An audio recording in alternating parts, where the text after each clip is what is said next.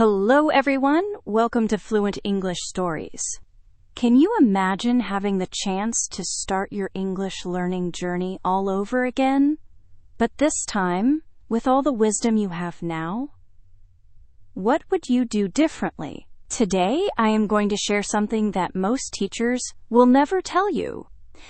I am going to show you exactly what I would do if I could erase my memory and start learning English from zero, knowing everything I know now. This is not about grammar rules or vocabulary lists. This is about the real path to fluency. If you are ready, let us begin. First, let me tell you something important. Most of what we learned in school actually delayed our progress. I know this sounds crazy, but it is true. Those grammar exercises, those endless word lists, those boring textbooks, they were not helping us speak fluently. They were just keeping us busy. So if I started from zero today, the very first thing I would do is change my mindset completely. I would forget everything school taught me about language learning. You see, we think learning English is like learning math. We think if we memorize enough rules and formulas, we will suddenly start speaking. But language does not work that way. Your brain is not a computer that runs programs. It is more like a muscle that needs training. When you speak your native language, do you think about grammar rules? Of course not. You just speak. That is exactly how we need to approach English. If I could start again, I would stop treating English like an exam subject. I would stop worrying about getting perfect scores on tests. I would stop trying to memorize every single grammar rule before opening my mouth. Instead, I would focus on one simple goal: understanding and being understood. That is it. Nothing more, nothing less. Communication is the only thing that matters. Let me tell you about the biggest mistakes I would avoid. First, I would never study grammar like it is a math formula. You know what I mean. Subject plus verb plus object. Present perfect, past perfect, future continuous. All those complicated names and rules. If I started over, I would not waste time filling grammar worksheets. I would not memorize tense tables. Why? Because when you are having a real conversation, your brain does not have time to calculate grammar rules. Imagine you are talking to someone and they ask you a question. You cannot stop and think, okay, let me check. Is this present perfect or simple past? By the time you figure it out, the conversation is over. So what would I do instead? I would learn grammar naturally, from real sentences, from real conversations. Grammar would be my map, not my destination. I would understand the basic structure, yes, but I would not obsess over it. I would learn it the way children learn it, by seeing it in action, by hearing it over and over, by using it in real situations. The second big mistake I would avoid is memorizing word lists. You know those lists. Apple equals Elma. Table equals masa. Beautiful equals Guzel. We write hundreds of words in notebooks and try to memorize them. But here is the problem. Your brain does not work with lists. When you memorize a word alone, without context, without connection, it just floats away. You might remember it for the test, but when you need to use it in conversation, it is gone. If I started from zero, I would never learn words in isolation. I would always learn them in sentences, in phrases, in real contexts. For example, take the word run. If you just memorize run equals cosmic, you only know one meaning. But in real English, run is everywhere. We run a business, we run out of time, we run into problems, our nose runs when we are sick. See? The same word, but completely different meanings. If you learn it in context, in real phrases, you understand all these uses naturally. The third mistake I would definitely avoid is perfectionism. This is the killer, my friend. This is what stops most people from speaking. We are so afraid of making mistakes that we never open our mouths. We think every sentence must be grammatically perfect before we say it. We worry about our accent. We worry about pronunciation. We worry about sounding stupid. And because of all this worry, we stay silent. If I could restart my English journey, I would give myself permission to sound terrible at first. I would speak like Tarzan if necessary. Me want coffee. You go where? It does not matter. What matters is communication. What matters is trying. Mistakes are not your enemy, they are your teacher. Every mistake you make is one step closer to fluency. So I would use my right to make mistakes. I would speak badly, I would sound funny, and I would not care at all. Now let me talk about the foundation, the input period. Think about learning English like filling a glass with water. Our education system tries to pour water out of an empty glass. They tell you to speak, but there is nothing inside to come out. If I started from zero, I would promise myself one thing. For the first 3 months, nobody should expect me to speak fluently. This period is called the silent period in language learning. Just like a baby listens for months before saying the first word. But what would I do during this silent period? I would follow the comprehensible input method. This means I would listen to and watch content that is just a little bit above my current level. Not too easy, not too hard. Just right. Most people make a huge mistake here. They get excited and immediately start watching difficult TV shows. Game of Thrones, Breaking Bad, complicated movies with fast dialogue and cultural references. Then what happens? You understand nothing, you feel frustrated, you give up. Let me be clear. Watching content you cannot understand is not studying English. It is just listening to noise.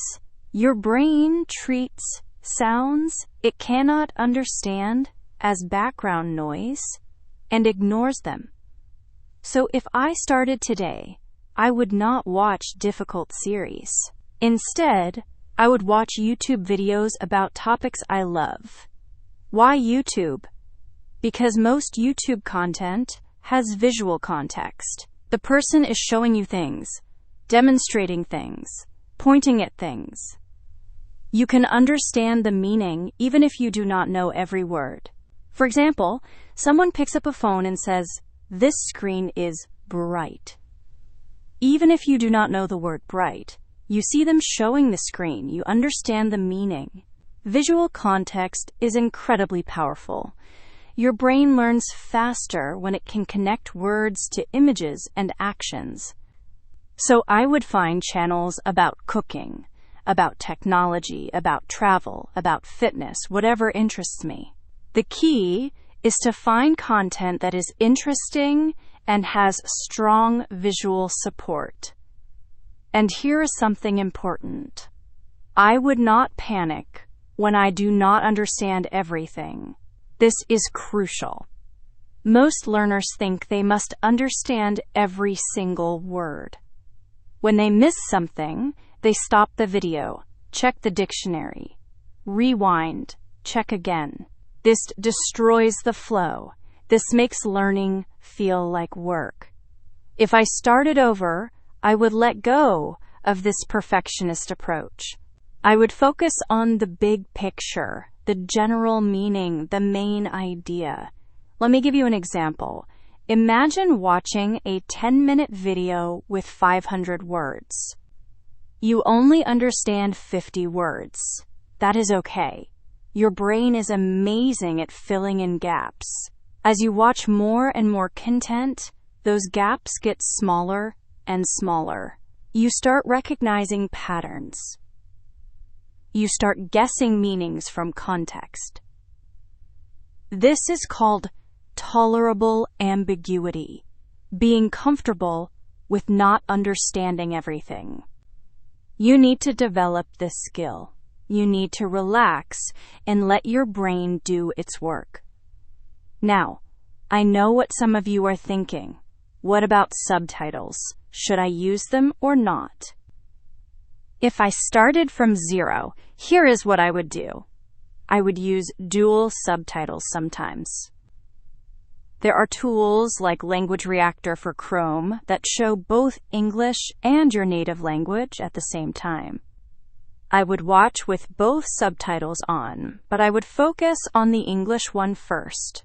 Only if I am really confused, I would glance at my language quickly, then go back to English. The goal is not to translate everything. The goal is to understand enough to enjoy the content and keep learning.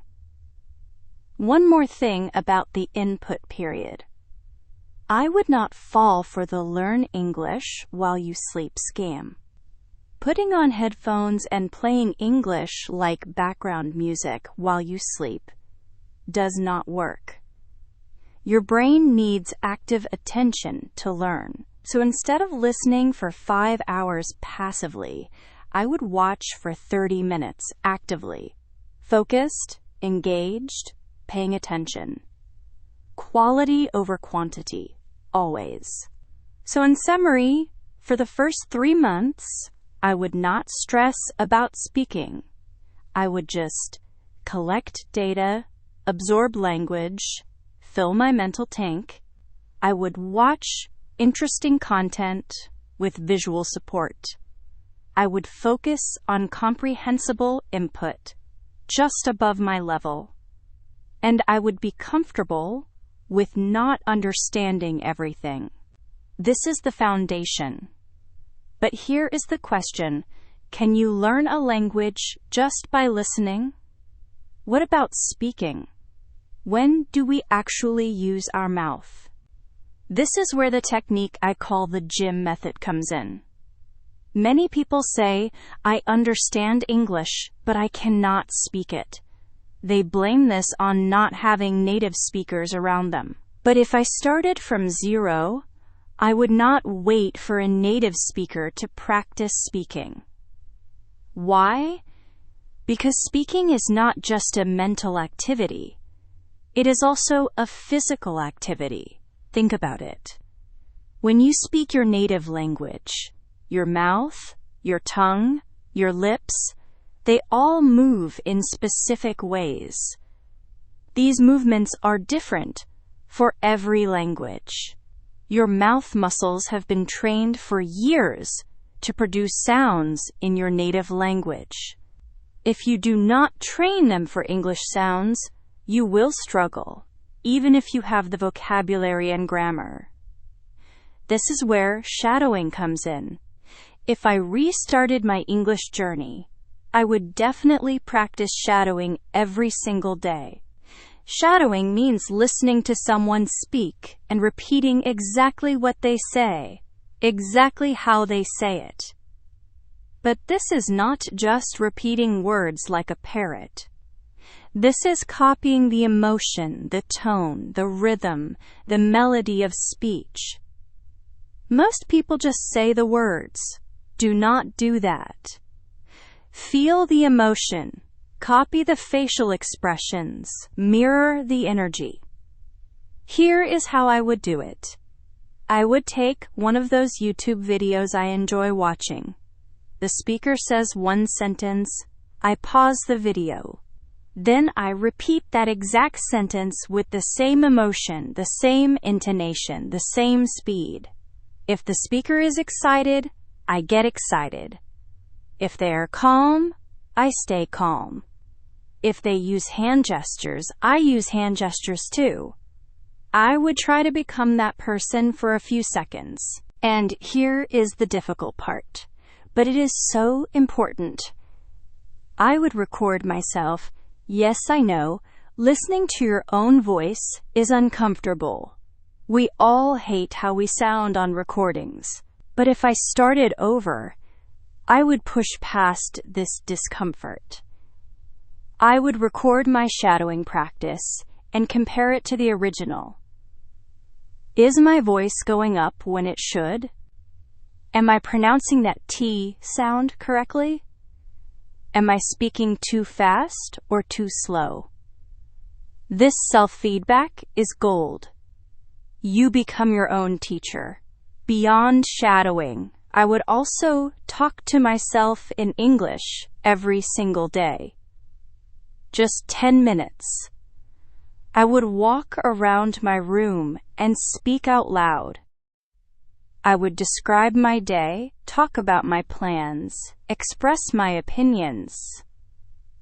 If someone walked in and asked, "What are you doing?" I would not feel embarrassed. Because those 10 minutes of talking to yourself, that so-called craziness, that is the training that will make you fluent in a few months. This is how you build muscle memory. This is how you train your brain to think in English instead of translating. Now let us talk about vocabulary. How do you remember thousands of words without forgetting them? If I started from zero, the last thing I would do is take a dictionary and try to memorize words starting from the letter A. I would never make word lists with English on the left and my language on the right. Never. Why? Because the brain does not work like a spreadsheet. Your brain works through connections. A word standing alone is like an astronaut floating in space. It has nothing to hold on to, so it drifts away and gets forgotten. So what would I do instead? I would never learn words alone. I would always learn them in sentences, in phrases, in chunks. Let me give you a simple example. Take the word save. You look it up in the dictionary. It says rescue, protect. Okay, you memorize that. But then later you want to say, I am saving money. What comes to your mind? Maybe collect money. Wrong. If you had learned save money as a phrase, you would know both the meaning and the correct usage. If I restarted, I would not just learn individual words. I would learn word partnerships, collocations, fixed phrases. Not just make meaning to create. Also, make a mistake, make a decision, make progress. Not just do meaning to perform. Also do homework, do exercise, do research. In English, different verbs go with different nouns. You cannot just translate word by word from your language. You need to learn which words naturally go together. Here is another example. The word conduct. It does not mean just lead or guide in a general sense. In English, we conduct experiments, we conduct surveys, we conduct business. You do not do an experiment or make a survey. You conduct them. These partnerships matter. If you learn words in context, with their natural partners, you will sound much more natural and fluent. And let me tell you about a powerful memory technique I would definitely use. It is based on something called the self-reference effect. Your brain is selfish. It remembers information that relates to you personally much better than random information.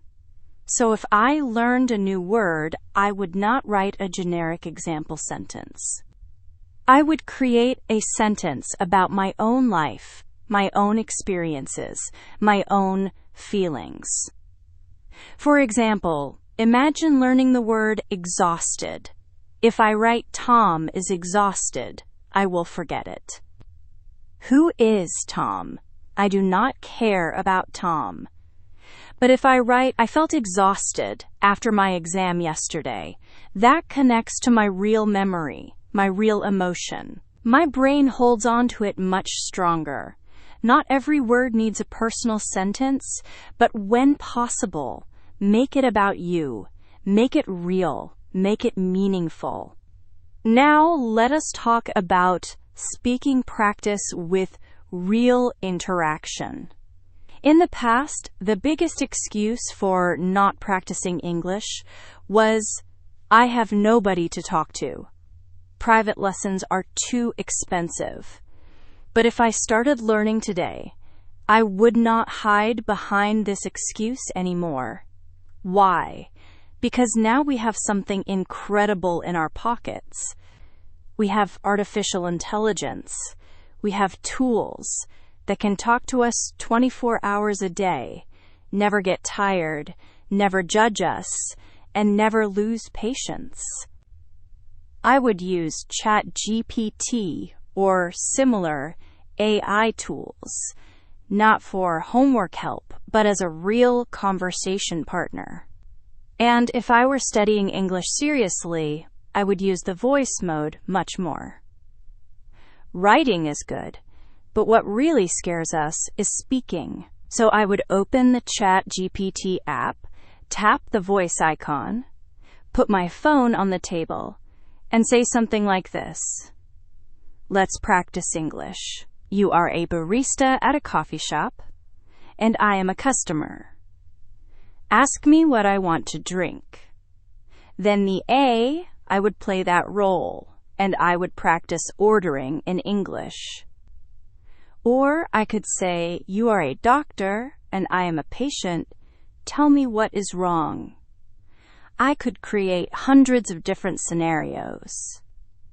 Job interviews, shopping conversations, asking for directions, complaining about a product, making small talk about weather. Whatever situation I might face in real life, I could practice it safely with AI.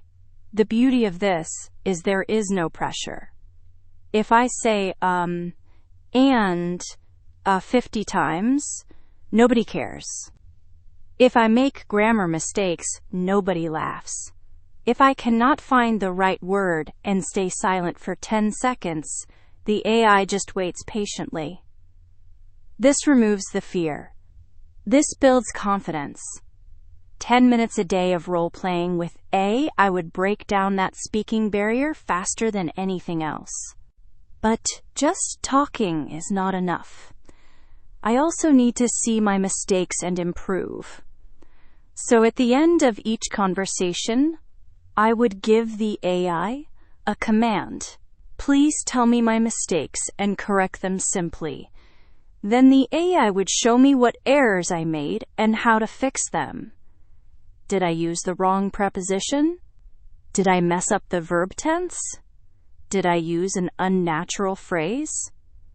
The AI tells me everything.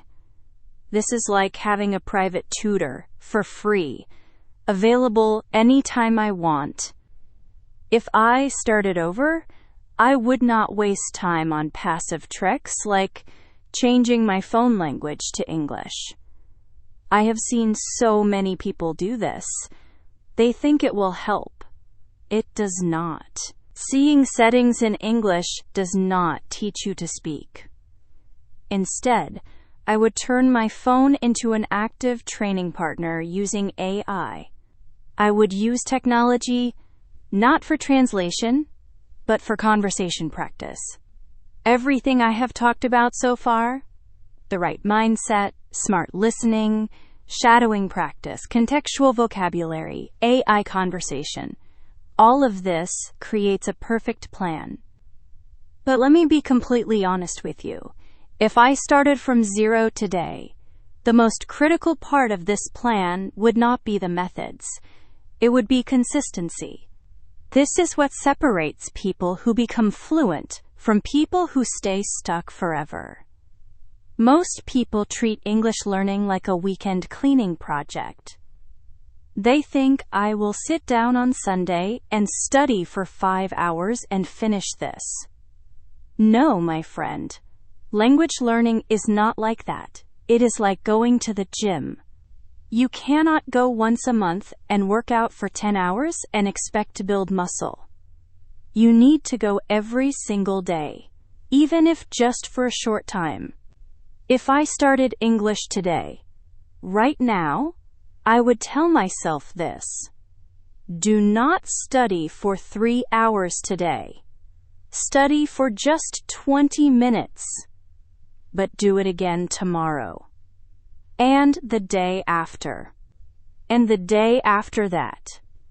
Motivation comes and goes. It is temporary. Discipline is what lasts. So do not rely on feeling motivated.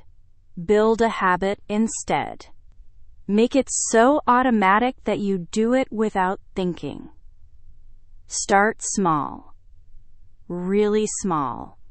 5 minutes of shadowing. 10 minutes with AI. 15 minutes of watching a video. Do not try to do everything perfectly from day one. Just show up every day. That is the secret. Consistency beats intensity every single time. When you study a little bit every day, something magical happens. It stops feeling like studying. It becomes part of your life. And when something is part of your life, you do not need motivation anymore. You just do it. I have been on this journey, my friend. I have walked through the thorny paths. I have hit dead ends. I have wasted time on methods that do not work. Today, I have given you the clearest map to reach your destination without taking all those wrong turns that I took.